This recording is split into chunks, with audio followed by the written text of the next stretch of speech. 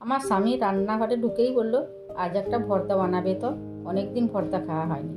আমি ফ্রিজ খুলে দেখলাম কি আছে, দেখি ভর্তা বানানো যায়। দেখলাম সিম আছে।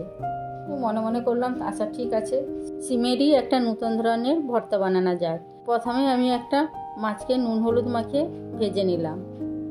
ভিডিওটি প্রথম থেকে শেষ পর্যন্ত দেখার জন্য অনুরোধ রইল।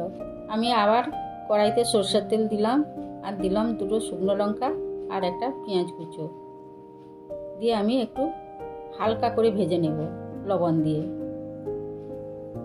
আর দিয়ে দিলাম 2 রসুন কোয়াটাও এর সঙ্গে ভেজে নিলাম। আর ভাজা হয়ে গেছে, এটিকে তুলে প্লেটে রেখে দিলাম।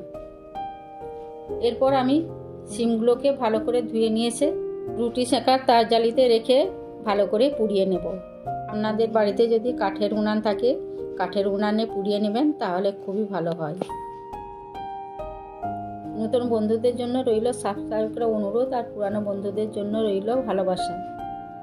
এরপর আমি মাছটা যে ভেজে রেখেছিলাম তার কাঁটাগুলোকে সুন্দর করে বেছে নিলাম।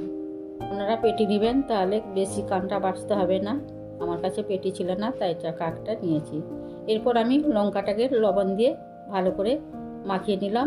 তার সঙ্গে নিলাম ধনেপাতা মাখিয়ে নিলাম। তারপর আমি পেঁয়াজ বাটাটা দিয়েও মাখিয়ে নিলাম। তারপর সিমটাকে একটু হাতে করে মাখিয়ে নিলাম। এরপর আমি মাছগুলোকেও একসাথে মাখিয়ে নেব। এরপর চলে যাব শিলেতে এগুলোকে আমি ভালো করে মিহি করে বেটে নেব। রসুনটা যে ভেজে রেখেছিলাম সেটাও আমি মাখিয়ে নিয়েছি। এরপর আমি বেটে নিচ্ছি শিলেতে ভালো করে। আমার বাটাও হয়ে গেছে। ভর্তাটা বানিয়ে আমার স্বামীকে খেতে দিলাম। সে আর কোনো কিছুই নিল না, ভর্তা দিয়ে 1 থালা ভাত খেয়ে নিল। এইভাবে পুড়িয়ে ভর্তা বানিয়ে খাবেন, আশা করি খুবই ভালো লাগবে। আমার ভিডিওটি ভালো লাগলে লাইক, কমেন্ট, শেয়ার করবেন। সুস্থ থাকুন, ভালো থাকুন। দেখা হচ্ছে পরের ভিডিওতে।